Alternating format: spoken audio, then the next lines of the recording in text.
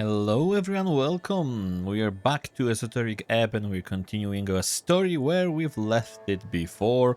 So we're gonna go back and talk a little bit with an amazing advisor, legal specialist, this little fellow. Hopefully we're gonna learn a little bit more, not just about, how to invest and how to buy shares, but also some maybe more relevant to our current quest things. That will be very helpful, but anyway, Braxo, that was his name, I completely forgot, but now we are reminded he's here to answer many of our questions, and definitely we're not gonna let him go before those questions get answered. So, what about alignment? Yeah, that's the question that we haven't asked last time, so let's just go through all of the questions that haven't been answered yet. Oh yes, the overrules of morality. Norvik does not moralize over alignment officially. Alignment, everyone's got one. Some spells can detect it, but don't read too much into it. Alignment is just an internal thing and doesn't really have too much real-world application. That's basically what I'm telling, my players whenever we're playing any kind of tabletop RPG game. Whenever we're talking about alignments, I'm like, I don't really care for alignments. I'm much more interested in how your characters are acting and why they are acting this way. So that's basically what I'm focused on. However, I can see the application of alignment in this kind of game, right? That makes much more sense to me at the very least than in the tabletop RPGs. Nor do most of the city-states across the coast. Why don't we lock up all the evil folk? That's a great question, because if alignment is a thing, why are we letting evil people just walk, around the place, right? There have been states through history who have tried to. They ended up not doing too well. I'm no expert, but I would say it's mainly to do with the origin of this evil. It's selfishness at the core. It's got nothing to do with how people actually act. If you only allow the most good-hearted of folk to roam free, you'll end up with a country of nothing but good intentions. Ironically, I've heard the road to hell is paved with those. And you, being a devil, are you, yes? You're evil. Oh, yes, indeed, it is pretty easy to spot. He flaps his wings. It can be pretty discriminatory at times. People assume I have their worst interest in mind just because I'm ontologically evil. You don't have their worst interest in mind? Look, evil is not some objective thing, it's entirely internal and aligned with your subjective opinion. There are good people who ruin the world and evil folk who do their best to maintain it. That's the deal. Well, I can easily imagine that there can be people who are good, inherently good, but they're still kind of, maybe not too bright, and their decisions are resulting in some very bad things happening around the world. But I would still wonder about those evil folk, although is them just being, evil enough for us to just lock them all up? That's the question, right? It's definitely something that's fun to consider. I never actually thought about it when playing tabletop RPGs, that if we can judge everyone and we can use spells to detect evil and good, and we can, without a doubt say that this person is evil, why are they not getting locked up? Yeah, that's the thing. I would also imagine that if you are in a magical world like that, you can easily have a spell that's gonna, mask your alignment, so you can appear as a good person, even despite the fact that you are, evil. But still. What does the law have to say on resurrections? That's one hell of a question. He smirks for a while. The imp's enjoying his pun before moving on. What a sociopath. Oh, come on, Charisma. Be nice to the dude, okay? I also enjoyed his pun. I'm not a sociopath because of that, right? Right? I hope so. Higher tier resurrections aren't illegal. They're just not available anymore. There are a handful of known divine resurrection spells. Since the death of Earth, there have been no documented instances of successful resurrections above 3rd level. Not available. Figured a cleric would know better than me, but he says and shrugs. Sass. Spells over 4th or 5th are rarely seen these days. If you want to know why, go pray. Your god grants you magic. In his wisdom, he only grants higher power when needed. In your lifetime, it has not been needed a lot. After Earth died, it's been a bit hard for even the top-ranking clerics to manage higher-tier magic. At least, if you believe the rumors at the towers, which you should. What about low-level resurrections? There is Revivify, that's it. High-ranking officials love having clerics around for this one spell. Bunch of pussies.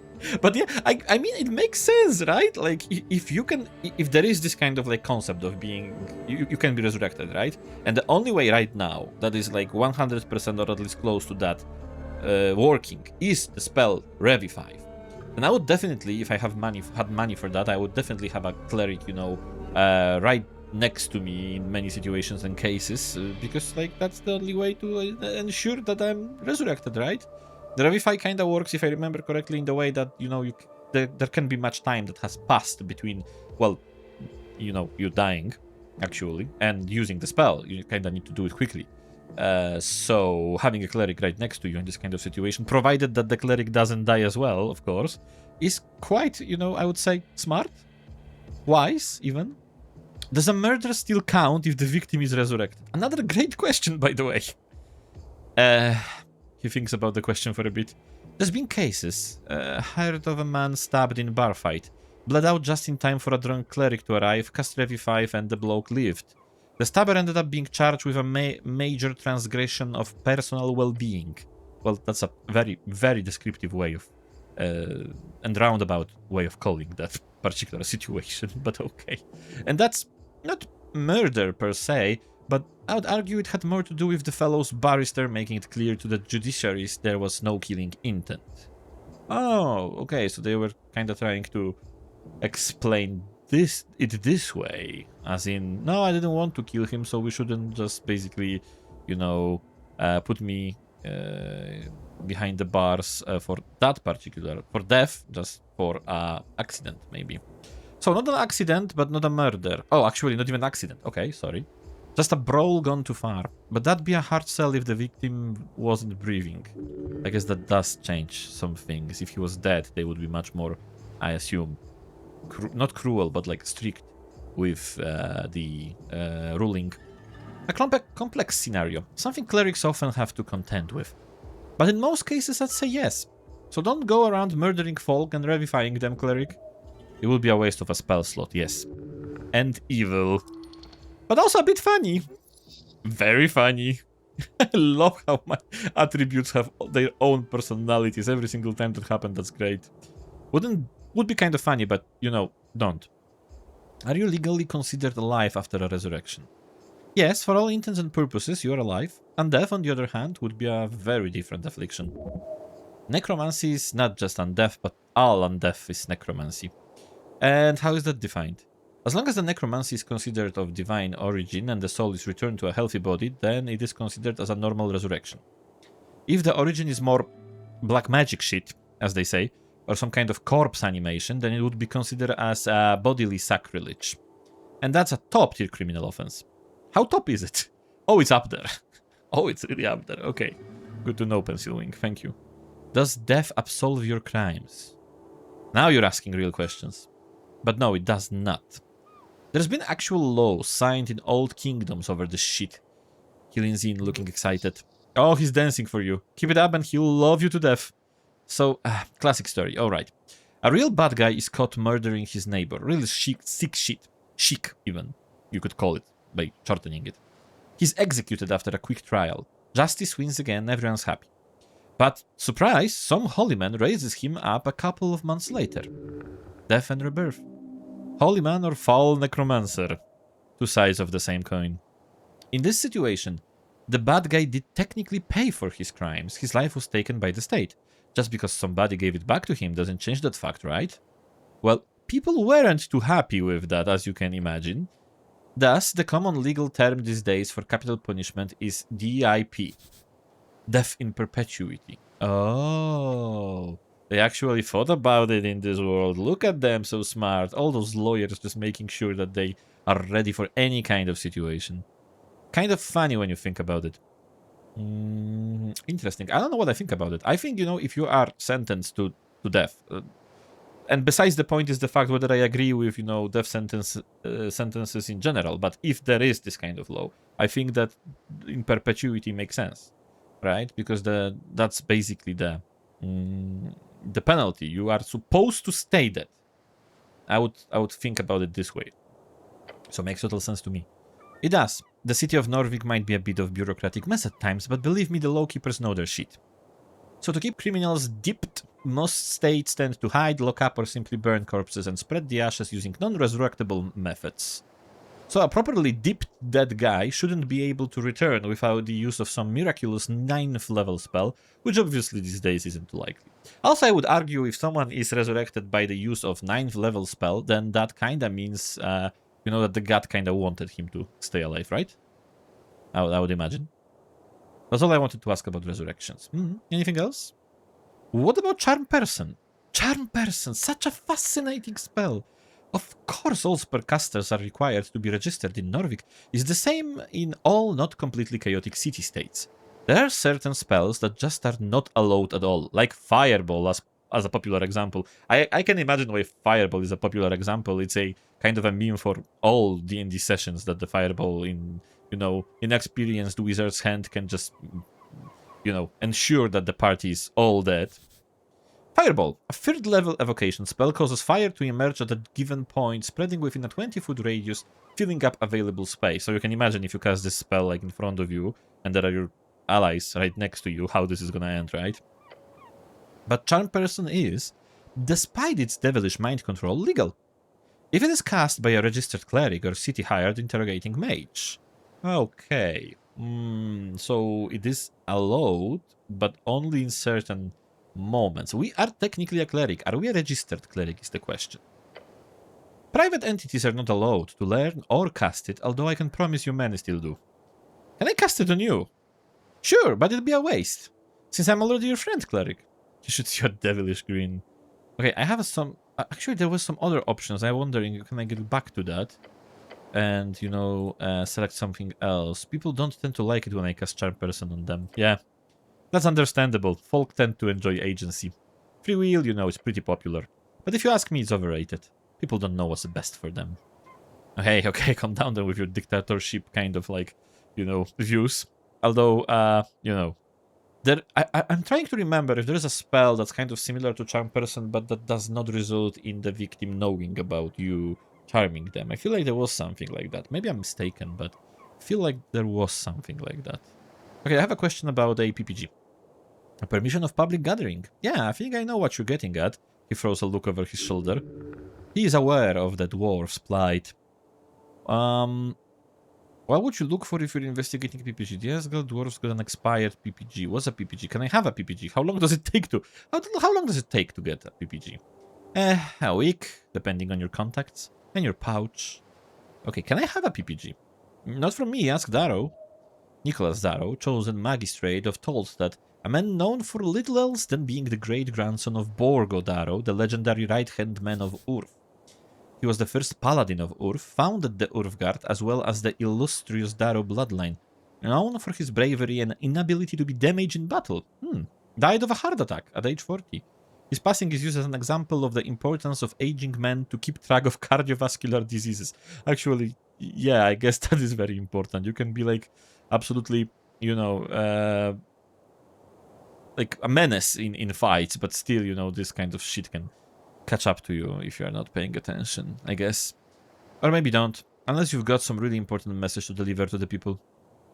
Okay. Yep, we know who Darrow is, so we don't need to ask for that. The Asgard dwarves got an expired PPG. Expired? Strange. Why is that strange? Just seems like a strange mistake. Asgardis are known for many things, but making a mistake like that ain't one of them. I don't know, just seems strange. Though if the dwarves got an expired document, they should leave. They have no legal right to be there. But that's interesting that he is saying that it's strange. It seems like maybe the... What if the dwarves kind of sabotage themselves? Maybe they have a mole in their, midst. Maybe the dude is actually not really on the side that he's claiming to be. That would be an interesting, plot twist. What would you look? We don't actually need to ask about that. We know because we found. I'm gonna ask it anyway because yeah, XP. Always good to have that. Wording. Legalese can get pretty complicated, and a good barrister could twist that stuff into oblivion. Legalese, not a real language, but rather a way of communicating legal concepts often in documents and contracts.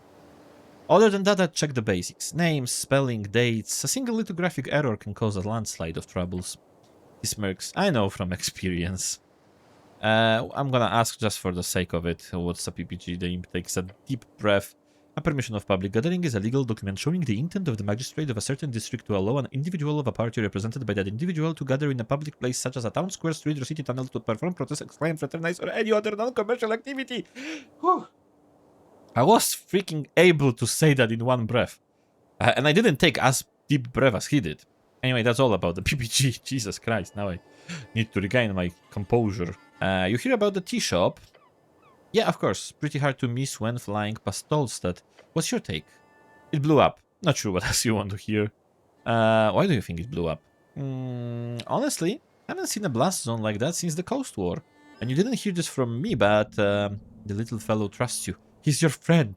Strength, you're failing me right now. I don't think that's the case. The scorch marks looks like those from a fireball. Not the kind you get from a trigger-happy pit fiend. We're talking high-level wizard stuff. Pit fiends are known to cast third-level fireballs at will. That's so nice of them. It's always great to be in, you know, company of a person that can just, you know, like, suddenly fireball the hell out of everyone around. Be careful, Cleric. Powerful forces are at work here. Thinking about it for a few more seconds makes it clear to me that it's all a big cover-up. Wouldn't be the first time a city-trained spellcaster goes a little off the hinge. Slander! The city does not train people to explode. And this is a failure. The city might train people to explode. This is, you know, part of the, I don't know, some kind of like maybe public awareness training for people to know how to do it in case of something. Other than that, not to be self-incriminating or anything, but could be a fiend or an elemental. I mean, Waterlane has shipments from Kargamesh every other month. Maybe a fire elemental slipped through. Kargamesh is one of 8 bands along the coast, a land of vast Sherik shrublands and deserts, famous for its underground cities and oasis kingdoms, home of elementals, halflings, and the many planes touched in between. Who knows? Can be a cover-up, the city is honorable. Come on, that's absolutely not something we're gonna say. I think it's a rock spellcaster. A fiend, huh? Evil elementals on the loose! I think it's a rock spellcaster. I think it might be right. There is like this kind of... The elections are happening very quick. Very soon. And if that's the case, maybe someone is trying to like make a statement or maybe, you know, hide something or something like that. It is the simplest answer. Ruffled feathers, interesting. But that suggests having a chat with the owner of the tea shop. Who knows what feathers were ruffled, eh? He gives you an ominous chuckle. Citizen.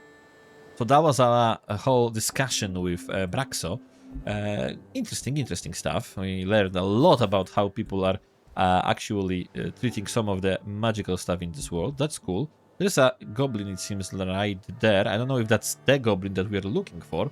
But before we go there, I kind of want to explore a little bit more. I'm gonna check this place, not the gate, but the tree, and then we're gonna go around this part of the terrain, so south west, and then we're gonna go to the goblin, and we'll see if that's the one we're searching for. Anyway, let's see. There is something here as well. Let's behold. A tree rising far above, a show of nature's true force. Okay, we can engage with the tree. You look up at the branches of a bracken tree. It stands tall in the garden, towering over you. Bracken, an uncanny tree known for its imperious nature, sometimes called ironwood. The Elim forest holds the largest collection of bracken in the world. Elim forest is the great woods covering most of the border between Ascan and Ritz. It is the domain of the Elim elves. It is majestic. Nature is reaching tall and deep. These roots go below the city, nay, even below the river. I'm gonna touch the tree. Your hands lands firmly on the bark. Good tree, strong tree, connecting with the natural world. Well done. Look up at the branches above. The wind causes the leaves to dance. Wait, between the branches high above. Oh! Is that a hole in the bark? A hollow, just wide enough for you to stick your hand inside. Something glimmers up there. Treasure, in a bird's nest. You have a feeling this could end really badly. Then again, risk and reward, right? It could cause great physical harm if you fell from that height, and heights are scary. The branches shudder in sudden gust. I kinda wanna climb that tree. I know that my dexterity is terrible, but on the same... on the other hand, actually, it is kind of an opportunity. Maybe it's not gonna be that difficult. How difficult can climbing a tree be? And I'm saying that thing, I've never in my life climbed any tree whatsoever, which might be considered strange by some. You grab onto the trunk. Pressing your entire body against the rough bark, you slowly make your way upwards. No, get down! Oh, that's DC 13. Ah. Do I wanna try? I have full HP. I don't think I'm gonna die because of it. Oh, I might die actually. I might actually die with that nat 1. Wrapping your body around the trunk, you lift yourself up. The bark is rough enough for you to get a pretty firm grip. Despite the vertical nature of this feat, you are attempting. One foot and hand movements after another, each holding on to dear life. You take a deep breath and reach up towards the upper branches. That's when you realize you're nowhere close to where you thought you were. I don't like this position we are in currently. Oh no. Grabbing onto air is not a good idea as you fumble about. Suddenly the world drops around you. Your feet slip from the bark, your soul falling into the hell. Okay, that's only 4 HP. That's not that bad. An instant later you hit the ground. Something cracks, sending shooting pain up your leg and arm. Sending. A third level evocation. Intelligence is like, oh, okay, I have something to say here, because sending is actually something different. Evocation spell commonly used as a direct communication between powerful individuals. The Norwegian Sending Office employs many clerics for the express purpose of casting sending. A house full of clerics casting the sending spell all day. So basically this is a post office, but using, you know, the magicses. The 3 towers over you, taunting you. Shake it off. You've had wars. I kinda wanna still go up. I wonder if I can try again. I mean, I would still have to, you know, heal myself up a little bit and then try again. But let's see if that's possible. There is something. Is that a hole in the bark? Yeah. Can we still try again? We can. We actually can. Okay, let's move around. Let's do that. I'm gonna heal myself. That was only D4. So basically we can't die here. Especially not if we eat something. Okay. Let's engage one more time. This is doable. I mean, it's stupid to do that. I'm not like, if you're playing this game, don't do what I'm doing right now. But I really want to try one more time. Just one more time. I'm not a gambler. I'm absolutely fine, you know? It's not like I can stop at any point. Absolutely. I'm gonna climb that freaking tree. I wonder if I would need to use the... shard. Okay, let's try one more time. Just one more time. Not anymore. Cut. Okay. I understand when I you know am only 1 HP though. Actually, no, I don't want to use the shard because you know, only 1 HP, it kind of speaks to me as in try again. Not gonna do. No. The leaves are quite big. What's a bracken tree again? I would love to be like in position of some people living in this place, looking at the cleric just repeatedly trying to climb the tree and failing every single time, basically hurting himself in the process. And no one is like, stop, dude, stop, you clearly cannot do it. Nah, I'm gonna try. Not this one, not this time. We've tried 2 times. If we have, you know, more than only 2 shards, we might try again, but not this time. The leaves are quite big. What's a bracken tree again? Like a birch, but thicker, made by primal forces of Ascani. The bracken tree originates from Ilm forest and is today a major export resource in Ascani. It is quick to grow and flexible in its usage. Well, bye tree. Bye for now. If we get some more dexterity... was it dexterity? It was dexterity. Well, we have -1 to it, but we rolled 1 and 2, so it doesn't freaking matter. Even if we had 5, we would still fail. What? Did someone also try to climb the tree? I guess we're not the only one here in this place with such stupid ideas. Anyway, I can't even click on this person, so I'm assuming it might be a little bit too late for them. But we are a cleric, but we don't have Revify, so there is that. Let's check this place first. Overgrown, ancient, sort of interesting. Yeah, exactly what I thought. Let's see. Embedded in the earth, you find weather-bitten stone in the shape of a spiral. Its edges are worn down, smooth almost, and behind you lies the head of what was once a snail statue. Whatever god of symbolism this once denoted, time has ground it down. It is a monument to nothing now. There is something here, but Can you understand it yet? Its purpose? Well, I'm gonna touch it, because obviously I'm touching everything I can. I'm a really touchy person, apparently. It is cold. Your hands run across the stone, finding it more coarse than you thought. The ridges in the spiral are even smoother. You find they are not at all coarse. You realize this was most certainly an esoterically constructed art piece. What's more, you do feel the outline of a script, symbols. Your fingers trace them faintly along the spiral shell of the snail. The symbols do not mean anything to you. If you had comprehend languages, you could understand the script just by touching it. It's a first level spell. Okay, that's what I wanted to actually know. So technically we would be even able to use it right now if we only had it, obviously. Okay, what with the snail stuff? Norvik is built upon layers and layers of ruins. One of those layers, one of the oldest, were snail folk. Thus, you will surely find many of the snail symbols and spiral shapes around the city. So, by saying snail folk, do you actually mean like proper snail people or like culture that was created around snails? Either way, it's amazing.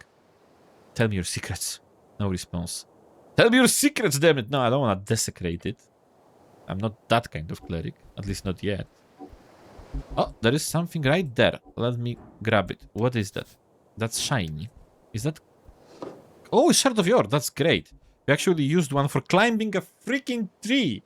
I know, it doesn't really make too much sense. There's someone sitting there. Don't jump, dude. Whatever is happening is gonna get better. In Norvik, a pipe like this could lead anywhere. Can we go there? You look down at the pipe. It's a mysterious pipe, by the way. Crawl inside. Now. Constitution, why is that something that speaks to you? Oh, because Constitution probably has like this kind of desire to be inside of something, right? Like, you know, the organs, bodily, you know, fluids and stuff, they should be inside. So likewise, we should be inside something. If you had a smaller companion, you would be able to ask them to crawl inside, perhaps. I'm not going to crawl inside, mainly because me personally, I'm so freaking afraid of this kind of stuff. Like, I'm not gonna crawl into any kind of tight space. And when I hear any kind of stories about those people that go, you know, what's it called, spelunking, you know, like visiting caves and stuff, I'm always like, why would you do that? Especially those like very narrow caves. I'm done here. I'm not gonna try to enter it. Anyway, this guy is I do think he's dead. I do think he doesn't even have an arm. Okay, I'm scared of this situation. As a cleric, as a human being. Under Divine Shrine, however, that's great that it is here. I'm gonna engage with it. You approach the shrine. We can obviously pray. What other gods are there? Oh, okay, we talked about that. I'm done here. I can prepare spells, obviously. We have Charm Person now. So I'm gonna definitely prepare it. And I would also like to pray. Staring at the chiseled monument, you focus your mind. You take a deep breath and begin your prayer. And tranquility. Oh, we have a lot to contemplate women. We're gonna start with that one. They exist. Well, this is a revelation. They prosper. You will not have one. I'm so sorry, and excuse me, but my cleric already has a date set up. So whatever you are, is it us? Yeah, I guess that's the cleric thoughts. So basically, the cleric is like, I have no chance at any kind of relationship. Jesus Christ, dude, come on, you're doing great. For they are not yours to have. Oh, okay, there's more to that, I guess. Okay, we're gonna go into like, because they're not the object. Obviously, they're not the object. We're all human beings. Though there might be some who fancy you. If you show yourself to be a good man. Or bad, if you want the baddies. Okay. Well, aware of, you know, possibilities at the very least. Contemplate the tea shop owner. A beard folk on the run. His shop is in ruins. What sort of business did he conduct there? Dragon of Tolstad is another one. A famous goblin leader. Her reach sharp. Her gaze strong. She wants you to investigate the tea shop and report to her. The content of the report will determine match. Contemplate your class. Lower class? Identity is not easy. Is everything from faction to home life to street. What you choose might be a first step. Choose wisely. Contemplate your fall into the river. It was not an accident. You are not so clumsy. But the question here is not why you fell. The question is, why do you live? What the... Oh, as in, why did we survive? How did we survive? Okay, I'm gonna finish up prayer. Why can I heal here? I think we got that discussion before. You guys do not usually grant divine intervention for minor injuries. Do you think they care? We're gonna still try. We did last time and it was good.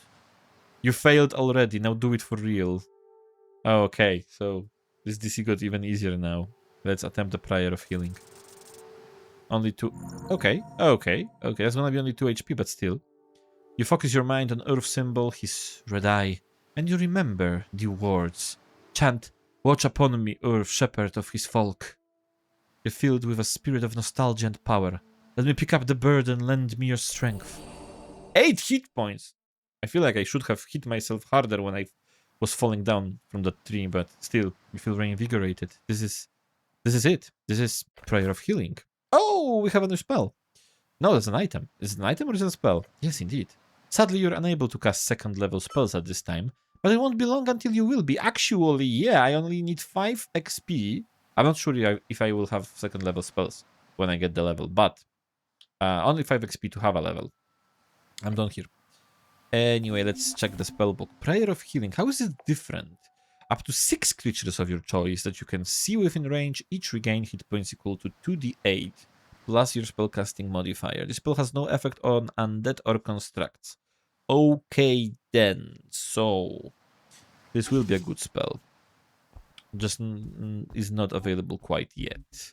But soon, any kind of discovery can get us closer to, you know, actually learning enough to be on second level.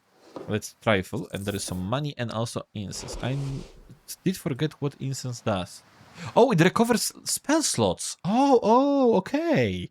Well, I actually have 1 spell slot. I don't need to recover at this point anymore. There's another shard of yore, I think, here. Yeah. That's amazing. It's a 4th one. We would have 5 by this point, if not for, you know, stupid decisions that we made. Anyway, there's a lot of goblins here, obviously, but they're all kind of like scattered around the place. It doesn't really seem like a community. Oh, and there is something here. Nature seeps through the cracks. Yeah, nature always fights back. Nature truly works in a mysterious way. Behold Snell. Okay, we are gonna, of course, dexterity. Fuck me. Well, it's 13. Still actually not bad. Goblin, Forest, level 3 rogue. This goblin gets shit done, no matter the odds. Highly competent, but with a craving of validation. Just look at the way he dresses himself. What do you mean? He has a nice tunic, I think. Boots. Looks pretty good. I don't have a problem with the way he dresses. Anyway, let's well, I'm gonna trifle just to see what he has. Snell's notepad that gives dexterity charisma but takes strength. Fairly easy dexterity check to steal that from him. Which still doesn't really mean that I'm gonna do it, but if I ever wanted, there's charisma there. That's why I'm kind of interested. Maybe I can, you know, talk him into giving me that notebook, just as we did with the... Well, Kobold was maybe not so intelligent, but who knows? Maybe we can do it with Snell. You find a goblin standing at the tip of Tolstad. His clothes are fit for a Ritzian trader, and his haircut is fit for an Ascani nobleman. A superficial fellow.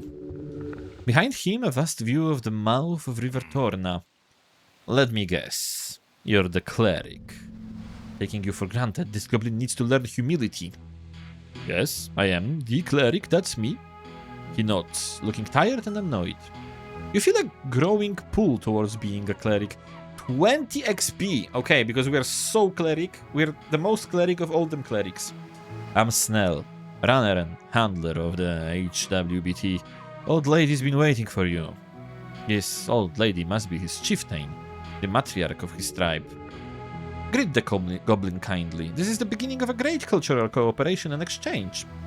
HWBT, we kind of asked about that before, but the halfway bridge tribe, he seems surprised to have to explain that to you. Old lady? The lady of below, the dragon of Tolstad. He raises an eyebrow. Lady Sageleaf. She's been waiting for you, cleric. Squat down. Hello, goblin. Nice to meet you, Snell. Perform a traditional goblin salute. Ooh, I'm gonna be nice to Snell for now. You raise your arms. What is this? That looks like he's surrendering, but okay. You raise your arms up into the air as one should when greeting an uncivilized tribal goblin. Jesus Christ. What the fuck are you doing? Cleric, what are you doing? Shake your hands a little. Not feeling it? The goblin does not respond, nor does he raise his own arms. Instead, he simply stares at you. His expression speaks of pain. Please, Cleric, stop it. We even got hit, you know, by our own embarrassment so hard that we lose 1 HP. We feel great shame. Scouring your mind, it becomes clear to you that goblins in fact do not have a cultural salute. What you do remember, however, is a salute from an old Urful play wherein goblins were played by green-painted humans who ran around with their arms in the air. Hey, how the hell could I know that, okay? I was like, he knows, Cleric knows that there is this salute, and that's nice, kind of like we're culturally sensitive because we're trying to, you know, kind of... Oh no. Lower your arms. The goblin clears his throat. The goblin looks around, clearly struggling to find the right words. Exasperated, more like. Okay, right. Head down to the garden throne, but... He waves his claw towards you. What's all this? You look like a human shit. You've been floating around in the banks of the river, your uniform shows it. He's making a playful job, don't worry about it. The gall. You should teach him a lesson. I fell into the river. Whatever do you mean? What I mean, You're covered in grime. I like being dirty. No, I don't want to be dirty. Great, you can wash up once we're done here. Just dust yourself off. The dragon's waiting, and trust me, you don't want to disappoint her. Is she spooky? Yeah, real scary. Insult her and she'll bite your head off. Then she'll scorch your corpse to dust. A jest, I'm sure. He laughs and crosses his arms. But seriously, she will fuck you up if you annoy her. That's not a jest. Tell me more about this lady. Sure. For starters, she's the most powerful woman in Norvik. And considering there was an explosion yesterday right in the middle of her territory, I think it's about time you do your damn job, Cleric. I'm afraid of her is not something I'm gonna say here. I don't think it's gonna, you know, let us make any friends if we do that, so I'm gonna be just like, okay, let me to her. Good. But just to make it perfectly clear, some ground rules. Don't say anything stupid, don't climb the trees. Fuck! Well, from now on, right? Stay away from the edges, and he grins, showing off his polished fangs. Enjoy the garden, Cleric. The goblin scurries down the stairs. He seems to be in a hurry. She's just another warlord fighting over scraps. Don't let her get to you. Tell her what she wants to hear and you'll be fine. You look out over the river. The cold Ascani wind seeps through the cracks of your helmet. Urf be blessed. He's always with you. Follow him down the stairs. Okay, so we will go there, my friends, but we're gonna do it in the next episode. I hope you like shenanigans as Cleric in this particular episode. We actually got a level. We're gonna do that before finishing this episode, because that's gonna be maybe interesting. So, we have level 2nd. We have level 2 right now. We got 1 ability score to increase. We got 5 more hit points. That's crazy good. Hit dice that we're gonna get right now. First level spell slot, 1 more, and 2nd level spell slots. Okay, that's good. That's amazing. What do we wanna like bring up? Do we want a charisma? Do we want 1 more charisma? That's gonna be +5. That's gonna be crazy good. I think we need to do that. I think we really need to be super good at charisma, because if we keep on falling down from the freaking trees, our face is gonna look so bad that only our way to talk is gonna, you know, actually help us here. So I'm gonna get, you know, extra charisma, but this is +5 already. So I think we're gonna move out from charisma. We might actually, I'm so sad that I should have gone for wisdom, I guess, with the proficiency, but whatever. I think we're gonna move to, maybe we're gonna fix dexterity a little bit. I'm not sure quite yet. Maybe. Okay, let's finish. Level 2. That is good. We have another spell slot and 1 spell slot of the 2nd level, which means that we can now prepare Prayer of Healing. And you know, before we go with our friend Goblin that we've just met, let me just quickly prepare a spell. because that's gonna be definitely helpful, I think. Just you know, if we find ourselves and a friend in any kind of like dangerous situation, that's gonna be helpful. Anyway, thank you very much for watching, and thank you very much for joining me today. I hope you had fun time with Esoteric Ebb and me, and if you did, please consider subscribing. That would be amazing. Really, I would be really grateful. Anyway, have a great day, and cheers, guys.